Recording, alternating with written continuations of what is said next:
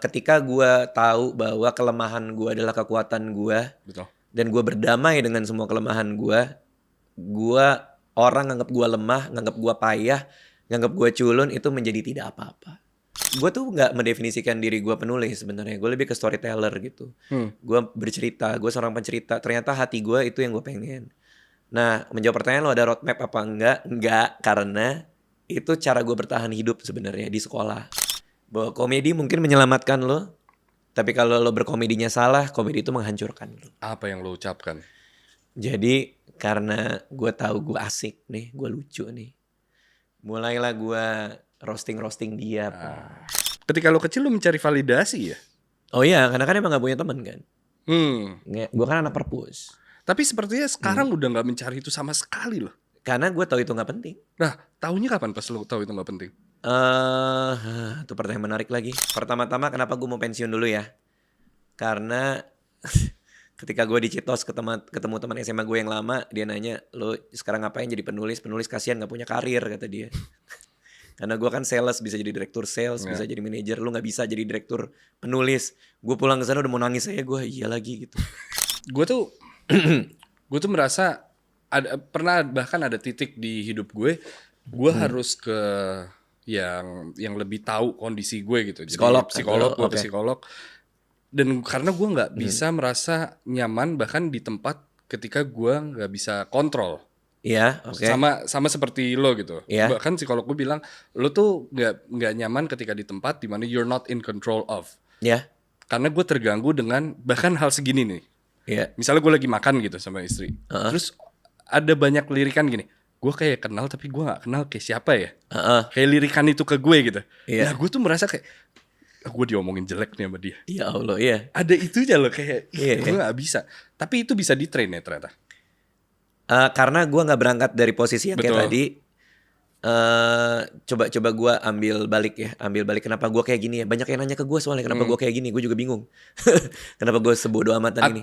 Atau mungkin karena lo ubah itu menjadi komedi. Dan komedi gak gampang tersinggung. Itu poin yang bagus banget. Jadi kayaknya ketika gue tahu bahwa kelemahan gue adalah kekuatan gue. Betul. Dan gue berdamai dengan semua kelemahan gue orang nganggap gue lemah, nganggap gue payah, nganggap gue culun, itu menjadi tidak apa-apa. Paham. Karena gue berkomedi di Malam Minggu Miko tentang jomblo gak laku. Di stand up tentang orang yang kuliah di Australia tapi gak bisa ngomong sama bule karena selalu berhadapan sama keteknya dia. Karena tinggi badan gue gak sama. Karena itu jadi materi komedi gue. Makanya gue gampang berdamai dengan kondisi diri gue. Itu satu. Yang kedua juga mungkin karena ya kebenaran objektif itu selalu dalam bayangan gue. Kayak misalnya anak gue dibilang jelek padahal kan menurut gue cantik. Sama yang ketiga adalah sebagai komedian kita naik ke panggung selalu dengan intention. Jadi kalau gue ngerosting orang di panggung yang kadang-kadang ada klip-klipnya di IG gue gak pernah punya intention untuk melukai hati dia. Crowd work lo maksudnya? Iya, crowd work gue. Melukai hati dia atau menghina dia di depan publik. Itu yang gue pegang selalu. Kenapa? Karena penonton pasti ngerasain kalau intensinya jahat, yang keluar juga pasti jahat. Karena gue tahu soal intention. Jadi ketika orang ngerusuhin gue di publik, haters apapun itu, gue akan lihat dulu intensinya dia, gue baca intensinya. Kalau emang orangnya niatnya emang jahat, yang jadi nggak percuma gue tanggepin. Tapi kayak orang di Twitter itu, niatnya mungkin kayaknya nih niatnya karena dia suka podcast gue deh, makanya dia marah-marah gitu. Dia kenapa sih motong-motong? Akhirnya gue ituin. Garisnya di mana? Intention apa? Soal gue ngeliat orang atau soal gue di panggung? I guess intention untuk menyakiti dan untuk menghibur. Oh, berarti ini persoalan gue ya? Iya. Oke. Kalau persoalan gue selalu di hati gue bahwa gue nggak akan mau ngebawa kan stand up karena kita ngomongin orang lah apa segala macam atau sebuah kejadian. Gue nggak mau intensinya itu karena gue mau balas dendam, gue menyakiti karena gue punya platform yang lebih gede. Meskipun di YouTube pun juga kayak gitu. Paham. Ya. Intensinya hanya untuk either ada pelajaran yang bisa gue ambil, kesempatan menertawakan diri sendiri, atau ya hiburan buat kita bersama tanpa harus menyakiti orang sih. Kalau gue sih intensi gue itu. Dan itu biasanya sih lebih aman sih. I see. Nah gue mungkin gue mau trace back belakang dulu gitu. dengan menjadi seorang penulis yang lo memang dari dulu ingin menjadi penulis, tapi memang apakah ada roadmap yang dari dulu dibangun sama orang tua gitu? Lo harus menjadi siapa gitu atau harus menjalani karir seperti apa? Enggak. Berarti FISIP tuh ngambil sendiri? Iya, wah itu agak panjang tuh. Jadi yang pertama itu gua pengen jadi akuntan karena di majalah Intisari gajinya 7 juta. Itu gede buat gua waktu itu tuh, waktu SD. Makanya gue suka finance. Orang tua gue pas gue mau kuliah dia bebasin gue jadi apapun yang kamu mau, money will come by itself kalau kamu bagus di. Jadi mau jadi tukang pel, tukang nasi goreng jadi tukang nasi goreng, asalkan jadi yang terbaik di situ, uang akan datang. Terserah kamu mau pilih jurusan apa, makin bingung gue. Terus tapi kan gue kuliah finance kan di Adelaide. Cuma gue nggak selesai, gue balik ke Jakarta, gue S1 lagi di UI, ngambil jurusan ilmu politik di FISIP UI. Kenapa? Karena kata orang gampang lulus, cuman bikin makalah. Gue malah mendengarkan gosip lain soal FISIP. Apa tuh? Tukang selingkuh semua. Ya Allah ya Robi. Di pengalaman gue sih enggak ya. Di angkatan gue sih kayaknya enggak. Tapi gosip itu mungkin datang karena rata-rata cantik kali. Oh iya betul, itu saat itu kan? betul. Lo anak FISIP bukan sih? Bukan. Lo anak apa? Mantan gue anak FISIP. Oh oke. Ya. Itu kalau kita nyebutnya di kantin FISIP namanya Takor, Taman Korea. Itu karena yang disumbangin sama pemerintah Korea kantin itu. Oh ya? Iya. Namanya Takor Taman Korea. Kalau di Takor bubaran jam makan siang itu kita nyebutnya fashion show. Karena cakep-cakep. Cakep-cakep, cantik-cantik. Gue selalu duduk di depan toko fotokopi sambil ngeliatin. Sambil minum kopi. Kenapa mukamu Yuy? Asisten gue ngeliatnya gitu banget. Dulu Nurul. Ada yang ngeliatin lo gak? Hah? Ada yang ngeliatin Ada dan gak peduli kali, gak tahu juga. Ada yang ngeliatin gue dan gue baru tahu 15 tahun kemudian. Karena suatu hari gue terima komen, jadi gue lagi bikin video reels apa, terus dia komen, gak nyangka ini Radit yang dulu pas gue kuliah gue sering papasan sama dia di depan tukang fotokopi. Gak pernah punya teman dengan tas kegedean minum kopi sendirian. Saya sedang melihat fashion show. Gua bilang sekarang aja, lo tahu. Sekarang tahu kenapa gue di situ. Tadi kita lagi bahas apa ya? Oh ya, roadmap. Oh ya, roadmap. Jadi penulis itu sebenarnya lebih, gue tuh nggak mendefinisikan diri gue penulis sebenarnya. Gue lebih ke storyteller gitu.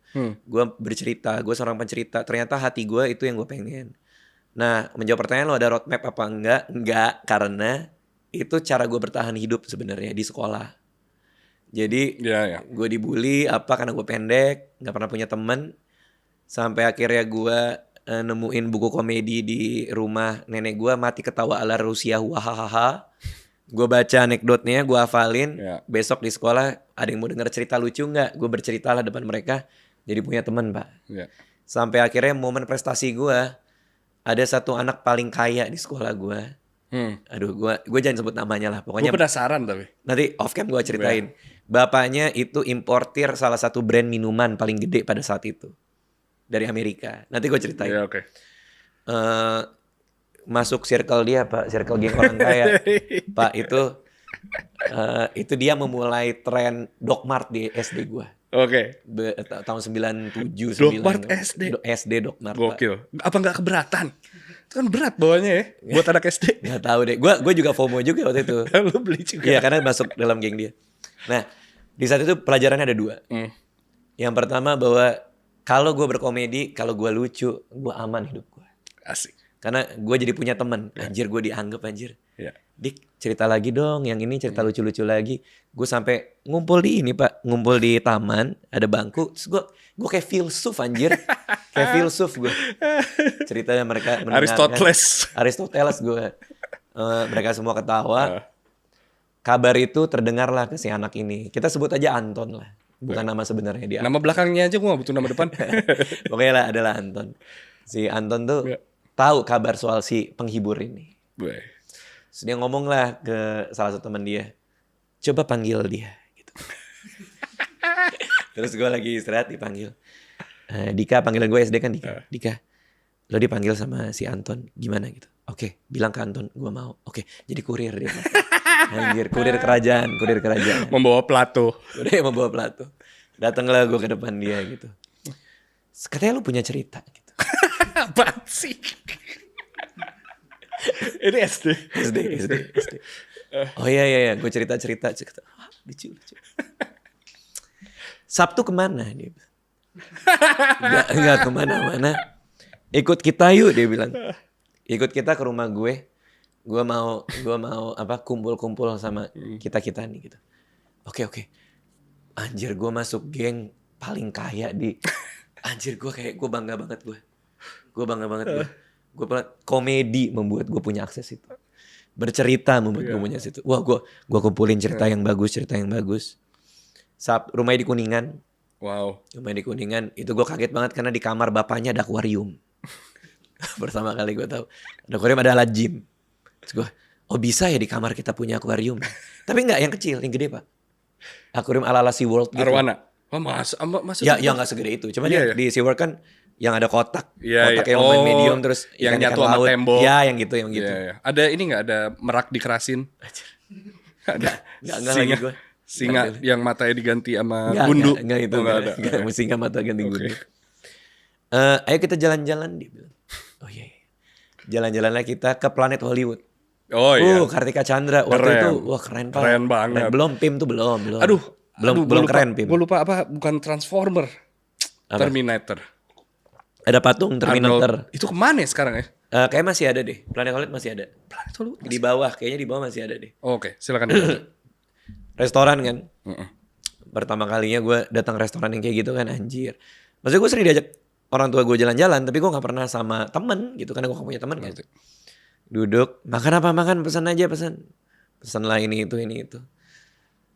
Udah happy, udah kenyang. Mau baju. Mau baju. Baju dari mana emang? Ada jual baju itu? Ada. Gue pulang bawa baju Planet Hollywood. Nyokap gue pas gue pulang kaget banget. Kamu dari mana pulang? Diajak orang dari mana kamu tiba-tiba? Gue ceritain. Gue dimarahin nyokap gue tuh hari itu karena gue pulangnya telat. Kan gak ada handphone. Iya, oke. Gue nggak bilang karena setahu gue cuma diajak main ke rumah. Iya. Gue nggak tahu sampai malam ke Planet Hollywood. Ya udahlah. Nah, gara-gara itu gue jadi masuk circle dia. Di saat inilah gue dapat pelajaran kedua. Silakan. Bahwa komedi mungkin menyelamatkan lo. Tapi kalau lo berkomedinya salah, komedi itu menghancurkan lo. Apa yang lo ucapkan? Jadi karena gue tahu gue asik nih, gue lucu nih. Mulailah gue roasting dia. Lagi pada ngumpul gitu. Posisi sudah berteman berapa bulan berarti? Wah, gue lupa. Pokoknya udah cukup lama. Sudah cukup dewasa berarti? Udah 3 kali kegiatan itu. Udah 3 kali dapat kaos. Iya. Gak semua kaos sih, gak semua kaos.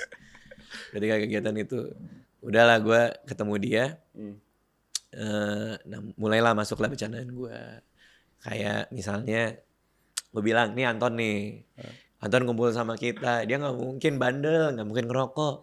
Karena dia kan di rumahnya duitnya banyak, tinggal bakar duitnya aja. Terus gak ada yang ketawa anjir. Si Anton kayak, wah kayak gue offside. Kasih joke lain lagi, gue lupa joke lain lagi apa, tapi makin ofensif Pak. Karena udah keringet dingin gue. Karena gue salah, gue nyari joke lain. Joke lainnya makin jurang tuh. Udah, terus dia diam. Udah bubar. Hari Jumat gue lagi jalan di tangga sekolah SD Tarakanita 1. Sekolah gue tuh. Jalan terus datang salah satu teman gue tuh, si geng-gengan kurir-kurir itu tuh. Datang, Sabtu nanti mau pada kumpul jam berapa di sekolah? Emang ada apa? Ke rumah Anton. Terus dia, oh lo gak ikut ya? Terus dia pergi. Disitulah. Dibuang gue Pak. Dibuang gue. Di saat itu gue belajar bahwa komedi itu harus punya garis. You have to draw the line. Iya. Dan lo bermain selalu di garis itu. Hingga suatu hari lo melanggar itu garis dan semuanya berubah. Jadi gue hati-hati banget soal itu. Oh, lu berarti pioneer dari SD. Lu pioneer cancel culture ya? Kalau bisa dibilang. Gue kira si Anton meng-cancel gue sendiri. Itu gak culture itu. Cancel kingdom. Dia memutus. Gue mengambil salah satu intisarinya adalah ketika lu kecil lu mencari validasi ya. Oh iya, karena kan emang gak punya teman kan. Gue kan anak perpus. Tapi sepertinya sekarang udah gak mencari itu sama sekali loh. Karena gue tahu itu gak penting. Nah, tahunya kapan pas lu tahu itu gak penting? Itu pertanyaan menarik lagi. Gua tahu itu nggak penting ketika kapan ya? Ketika gua ngerasa kalau yang gua ngejar adalah pendapat dan validasi dari orang lain, itu yang gua keluarkan mungkin jadi gue tidak bangga. Oh, karena kebutuhan mereka, bukan kebutuhan lo. Ya pengalaman Anton kan ngajarin itu juga. Iya. Bahwa kalau gua ngelakuin untuk diterima, gua ngelakuin buat dianggap, disenengin, suatu hari garis itu akan gue langgar karena gue melakukan hanya untuk dianggap, which is konteks sekarang. Iya. Supaya gue viral, supaya gue diomongin, supaya gue masuk circle si ABC, Iya. gue akan berpura-pura jadi orang lain kan, jatuhnya kan. Iya. Dan kalau kita tarik lebih jauh lagi, itu bahkan obrolan kita kemarin di Solo juga. Iya. Maksudnya, ya ada banyak hal yang KPI-nya adalah ya terkenal gitu. Iya. KPI-nya jadi bahan omongan, KPI-nya viral gitu. Iya. Yang kayaknya ketika menulis Kambing Jantan bukan itu deh. Ketika ngeblok enggak. Iya kan? Ketika ngerilis buku mungkin bukan itu deh tujuannya gitu. Bukan. Apa tujuannya? Kepuasan diri. Kita ambil yang sekarang aja ya. Oke, silakan. Yang ambil sekarang tuh kayak podcast ya. Iya. Podcast gue tuh modalnya cuma satu, rasa penasaran doang. Sama persis. Iya, jadi gue cuma ngundang-ngundang orang yang lagi penasaran. Hari ini yang baru upload tuh dokter fisioterapi. Gue ngomongin soal HNP gue, ngomongin soal ini, ngomongin soal itu. Jadi memang yang gue lakukan hanyalah untuk menjawab rasa penasaran itu kalau di podcast. Kalau gue stand up, pernikahan itu berat pak. Istri, anak 2. Yeah. Kadang kita nggak dianggap di rumah.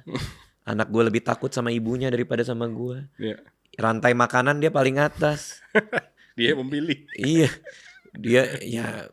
Istri gue singa lah kan, semua takut. Anak gue ada yang elang, ada yang ular. Kan gue bakteri dalam kotoran sapi nih. Paling bawah gue gak dengerin. Yeah. Adalah rasa kesal-kesalnya lah. Adalah kegelisahan-kegelisahan soal kehidupan sebagai bapak, kehidupan pernikahan. Makanya gue tiap Sabtu ngomongin itu di show gue. Yeah. Gue ngomongin anak istri gue aja. Yeah. Kenapa sih kayak gini, kenapa sih kayak gini. Ngomongin masyarakat, ngomongin apa. Lu bikin-bikin kayak gini kan ada hal yang lo gak bisa share kan. Yeah. Lo podcast kan gak mungkin lo kesel banget sama sebuah hal terus lo ceritain, karena implikasinya kita nggak pernah tahu orang terimanya kayak apa. Tentu, ya kan. Makanya di show gue, ruangan tertutup, 17 tahun ke atas, handphone mati semua, gue kasih semua apa yang gue rasain. Paham, tapi apakah itu kan asumsinya adalah lo tidak mengenal ratusan atau ribuan orang itu kan? Iya. Lalu? Kenapa merasa nyaman bercerita ke seseorang yang tidak dikenal? Oke, karena pertanyaan lo tadi kan, kalau gitu sekarang lo bikin karya buat apa kan? Iya. Gue bikin karya kalau stand up buat rilis itu. Buat kegelisahan gue keluarin di tempat yang menurut gue banyak orang tahu, tapi nggak boleh terlalu luas. Paham. Nah, penerimaannya kayak gimana? Betul banget. Penerimaannya kayak gimana? Jadi kalau kita show off air, pertama dia udah bayar tiket. Artinya minimal dia ngerti selera dia kayak gimana. Dia tahu preferensi gue kayak apa. Itu yang pertama.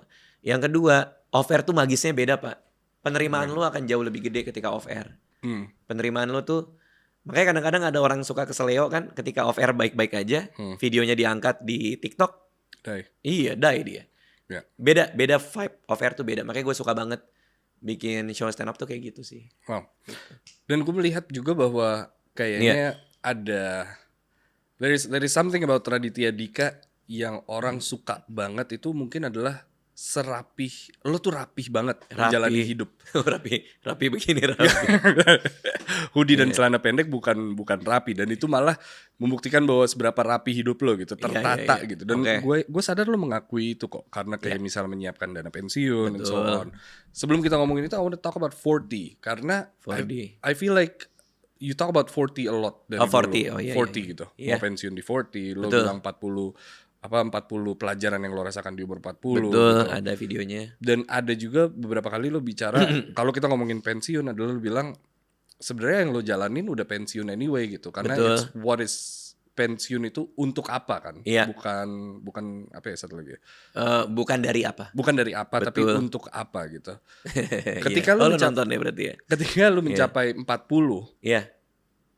Apa yang terasa betul dan ternyata nggak segitunya gitu.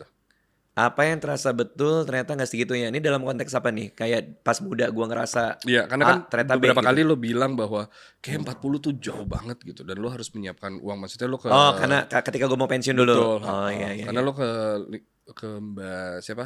Balik ke Wina. Iya, kembali ke Wina gitu and so on gitu. Oke. Pertama-tama kenapa gue mau pensiun dulu ya?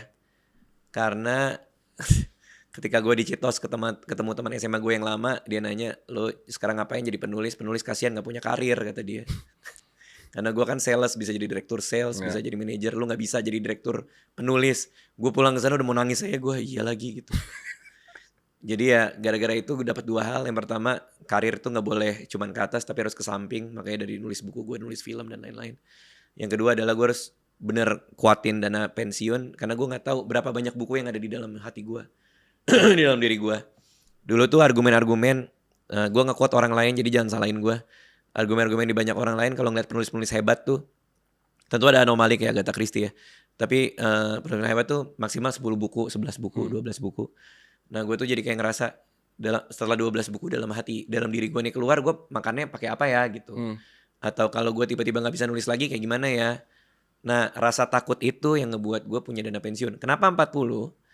Karena menurut gue masih punya 20 tahun yang lebih panjang untuk menikmati hidup. Masih sehat banget lah. Berarti. Dari 40 ke 60, 40 ke 70 masih bisa lah gue nikmatin hidup. Makanya gue waktu itu mau pensiun umur 40. Oke. Nah ketika gue masuk 40 tahun, ada satu yang ngenain gue lagi. Lo udah 40 belum? Belum ya? Belum ya? Lo belum kan? Udah belum sih? 28. Bohong lo. I swear to God. Dia 28. Lu kalau misalnya ada seseorang bertanya kepada gue suatu hari nanti, pertanyaan apa yang paling jahat pernah keluar dari mulut orang adalah tadi sih. Lu udah 40 belum? Lu belum 40 bro. Nurul, menurut kamu berapa Nurul? See, she has sense of knowledge. Kok bisa? Gue pikir lo udah. Enggak. Ini juga salah satu opening gue. Pasti banyak. Ya? Salah satu opening gue setiap gue monolog atau apa ya, gue selalu bilang I've always looked 40 ever since I was 20. Jadi emang terlihat. Tapi nggak 28 bro. Sumpah. Iya tetap aja. Anjir. Oke. Silakan dilanjut. Oke. Nanti begitu lo 40. Yeah. Salah satu hal yang paling kena adalah soal mata. Oke. Gue dikata-katain font gue gede banget. Terus di awal-awal istri gue kan masih 30-an kan. Yeah.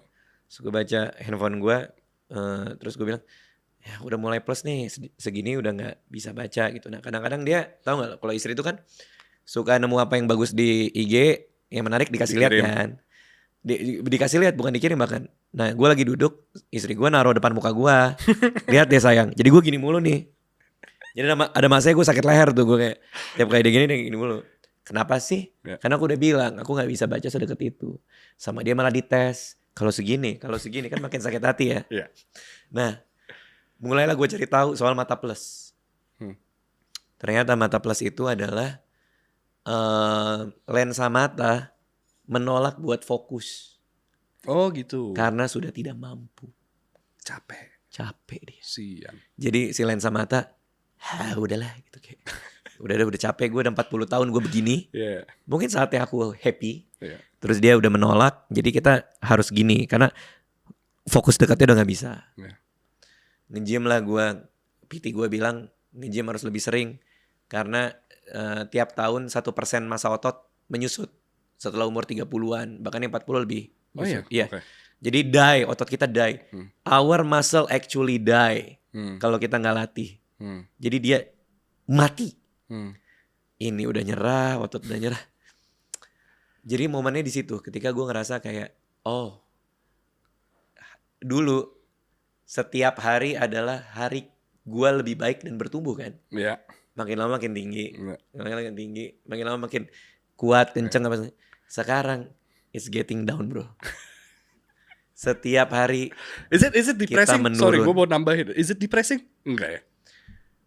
Setelah gue berkumpul di forum usia 40-an. WhatsApp group. Dan 40-an. Ada forum di luar, forum 40 plus. Yeah. Untuk menerima itu.